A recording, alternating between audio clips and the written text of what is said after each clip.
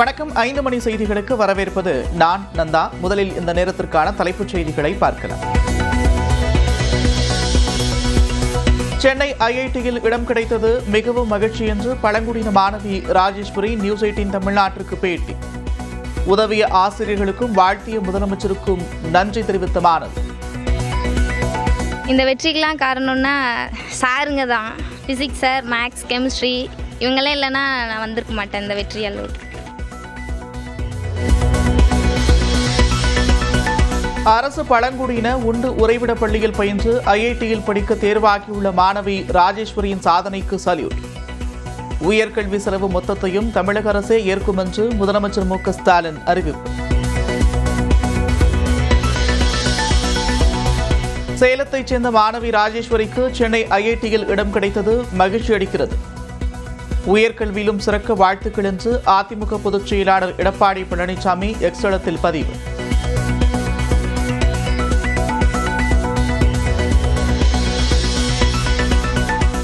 வானிலை குறித்த நிகழ்நேர தரவுகள் இனி மக்களுக்கு கிடையாது.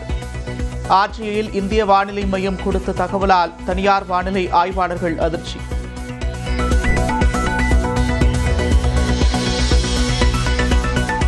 எதிர்ப்பை அடுத்து நெல்லை பொதிகை ரயில்களில் ஸ்லீப்பர் கோச்சுகள் குறைக்கப்பட்டதை திரும்பப் பெற்றது தெற்கு ரயில்வே. சேரன், நீலகிரி, திருவனந்தபுரம் உட்பட மற்ற 14 ரயில்களிலும் ஸ்லீப்பர் கோச்சுகள் குறைப்பு முடிவை வாபஸ் பெற சு. வெங்கடேசன் எம்பி கோரிக்கை.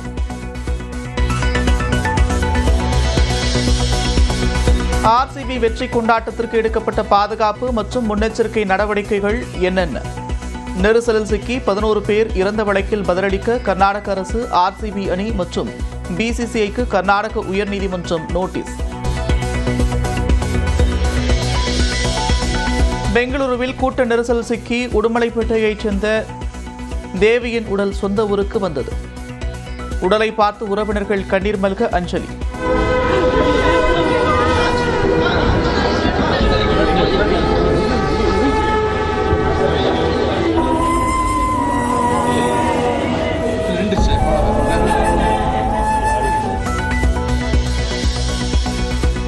வெற்றி கொண்டாட்டத்தை பார்க்க வந்து நெரிசல் சிக்கியிருந்த 11 ரசிகர்களின் குடும்பங்களுக்கு தலா 10 லட்சம் ரூபாய் நிவாரணம் அறிவித்த ஆர்சிபி. ரசிகர்களின் மரணம் மிகுந்த மனவேதனை அளிப்பதாகவும் அறிக்கை. பெங்களூரு மெட்ரோ ரயிலில் இதுவரை இல்லாத அளவாக 3 மடங்கு அதிகரித்து நேற்று 9,66,000 பேர் பயணம். ஆர்சிபியின் வெற்றி கொண்டாட்டத்தை பார்க்க கபன் பார்க், விதான்சௌதா, எம்ஜி ரோடு நிலையங்களில் அதிகம் பேர் பயணித்ததாக மெட்ரோ தகவல்.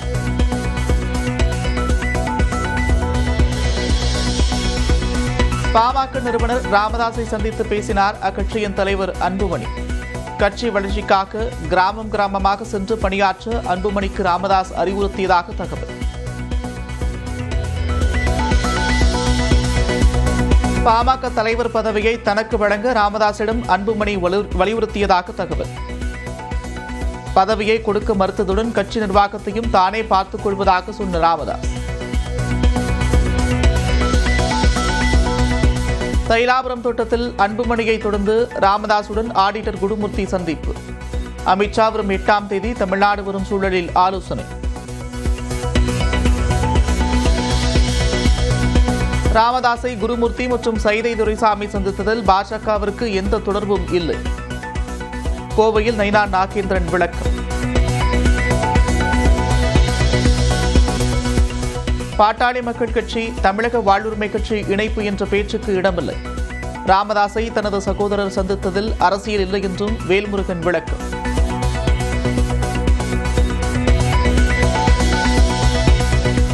இடதுசாரி அரசியலாளி எழுச்சி பெற்ற பாமக வலதுசாரி அரசியலுக்கு சென்றுவிட்டது. ராமதாஸை ஆடிட்டர் குருமூர்த்தி சந்தித்தது குறித்து விசிக தலைவர் திருமாவளவன் விமர்சனம்.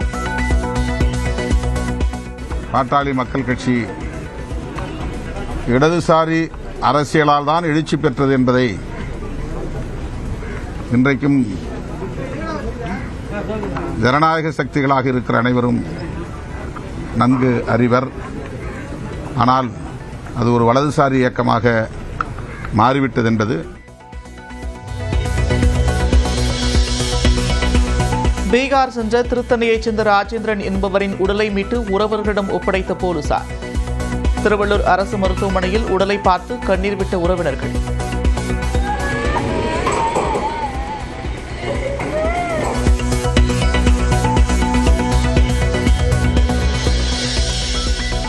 ஆப்கானிஸ்தான், ஈரான், மியான்மர் உள்ளிட்ட 12 நாடுகளைச் சேர்ந்தவர்கள் அமெரிக்காவுக்குள் நுழைய தடை.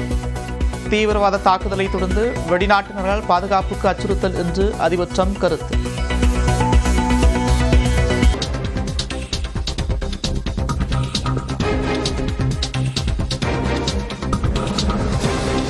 திருவள்ளூர் மாவட்டத்தில் 11 பேருக்கு கொரோனா தொற்று உறுதி செய்யப்பட்டுள்ளது. அண்மை செய்தியாக பார்த்து வருகிறோம். கூடுதல் விவரங்களோடு செய்தியாளர் பார்த்தசாரதி இணைக்கிறார். பார்த்தசாரதி, விவரங்கள். அதாவது திருவள்ளூர் மாவட்டத்தை பொறுத்தவரையில் பூவிருந்தவள்ளியில் 10 பேருக்கும் திருவள்ளூரில் ஒரு நபருக்கும் என 11 பேருக்கு கொரோனா தொற்றானது உறுதி செய்யப்பட்டுள்ளதாக மருத்துவத்துறை வட்டாரங்கள் தெரிவிக்கின்றன. இவர்கள் தனிமைப்படுத்தப்பட்டு சிகிச்சை வழங்கப்பட்டு வருகிறது. இவர்களுக்கு சிறப்பான சிகிச்சை அளிக்கப்பட்டு வருவதாலும் அதே நேரத்தில் தற்போதுள்ள கொரோனா வீரியம் குறைந்துள்ளது என்பதால் சிகிச்சையின் மூலம் குணப்படுத்தப்பட்டு விரைவில் அவர்கள் வீடுகளுக்கு அனுப்பி வைக்க வேண்டிய நடவடிக்கைகளும் சுகாதாரத்துறையினர் ஈடுபட்டுள்ளனர். தமிழகத்தை பொறுத்தவரை 24 மணி நேரத்தில் உயிரிழப்பு இந்தியாவுடன் ஒப்பிடுகையில் குறைவாகவே உள்ளது. இதுவரை நேற்றைய கணக்கின்படி 4 பேரும் தற்போது 7ஆகவும் உயிரிழப்பு இந்திய அளவில் உள்ள நிலையில் திருவள்ளூர் மாவட்டத்தில் குறைந்த அளவு தற்பொழுது கொரோனா தொற்று இருக்கின்றது என்ற ஒரு சூழலை நம்மால் காண முடிகிறது.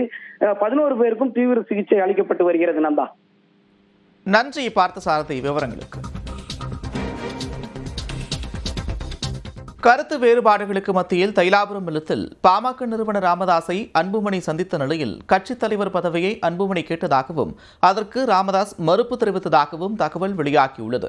பாமக நிறுவனர் ராமதாஸ் மற்றும் அன்புமணி இடையே கடந்த சில நாட்களாக கருத்து வேறுபாடு நிலவி வருகிறது. குறிப்பாக அன்புமணி மீது ராமதாஸ் அடுக்கடுக்கான குற்றச்சாட்டுகளை முன்வைத்தார். இந்நிலையில் திடீரென இன்று காலை சென்னை பனையூரிலிருந்து விழுப்புரம் மாவட்டம் தைலாபுரம் இல்லத்திற்கு அன்புமணி சென்றார். அந்த சந்திப்பின் போது அன்புமணியின் தாயார் சரஸ்வதி, சகோதரி காந்திமதியுடன் இருந்ததாக சொல்லப்படுகிறது. இந்நிலையில் சுமார் 45 நிமிடங்களுக்கு இந்த சந்திப்பு நடந்தது. இந்த சந்திப்பில் தலைவர் பதவியை மீண்டும் தனக்கு வழங்கியதாக அறிவிக்க வேண்டும் என்று ராமதாஸிடம் அன்புமணி வலியுறுத்தியிருக்கிறார். ஆனால் கட்சித் தலைவர் பதவி மற்றும் கட்சி நிர்வாகத்தை தானே பார்த்துக் கொள்ளப் போவதாக ராமதாஸ் பதிலளித்ததாகவும் தகவல் வெளியாகியுள்ளது. மேலும் கிராமமாக சென்று கட்சி பணியாற்ற அன்புமணிக்கு ராமதாஸ் அறிவுறுத்தியதாகவும் தெரிகிறது.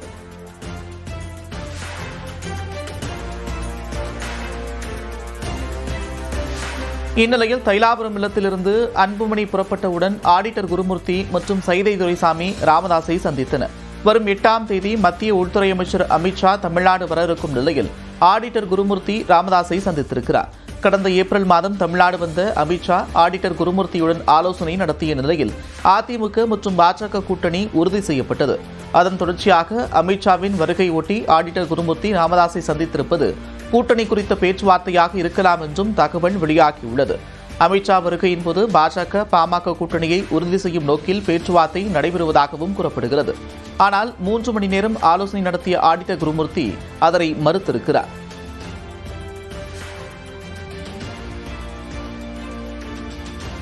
நான் பிஜேபிக்காக வரல சார், அவருடைய நண்பருங்கிற அந்த ஹோதாவில் வந்தேன். நீங்க உள்ள வந்த உடனே அன்புமணி ராமதாஸ் வெளியில போயிட்டாரு, என்ன காரணம், என்ன பேச்சு? எனக்கு அவர் இங்க வந்தாருன்னே தெரியாது சார். எனக்கு அன்புமணி ராமதாஸ் இங்க வந்தாராம தெரியல.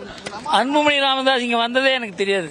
பிரச்சனை இருக்கக்கூடிய இடத்துல எல்லாம் ஆடிட்டர் எப்படி வந்துடுறீங்க கரெக்டா அப்படின்னு கேக்குறாங்க. இல்ல, நான் வர இடத்துல பிரச்சனை வருதுன்னு நினைச்சுக்கேன். பிரச்சனை